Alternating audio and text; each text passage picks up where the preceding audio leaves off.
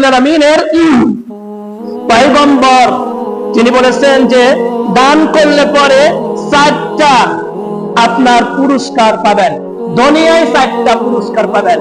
কয়টা পুরস্কার?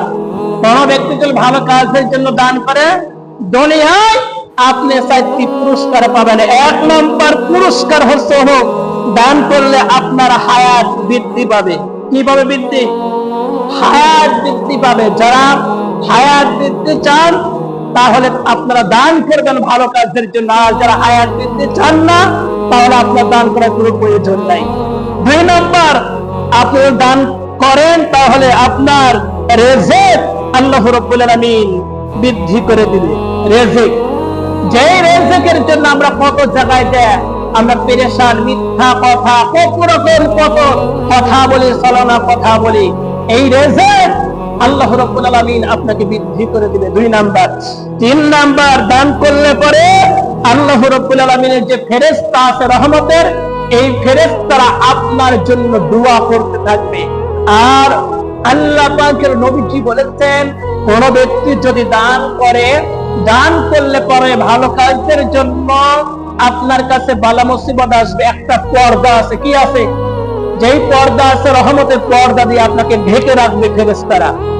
রহমতের ফেরেশতারা পর্দা দিয়ে আপনাকে ঢেকে রাখবে, ওই বালা মুসিবত আপনার কাজ পর্যন্ত পৌঁছাতে পারবে না। বলেন সুবহানাল্লাহ।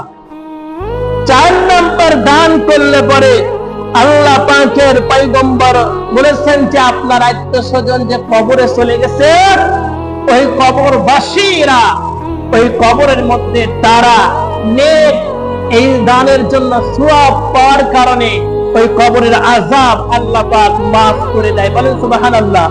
আর দান না করলে পরে তারা বলে, মা বাবা দাদা দাদি তারা ডাকতে বলে, প্রতিবেশীরা ডাকতে বলে, অমুক আমি সব কিছু রেখে চলে এসেছি, তোমরা কেন আমার জন্য দান করতে চাও না?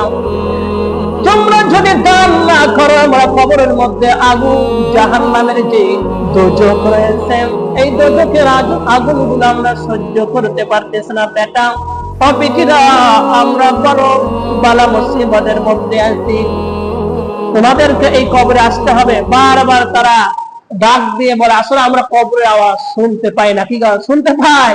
সেজন্য দান করলে এই 4টা ফজিলত। কয়টা ফজিলত?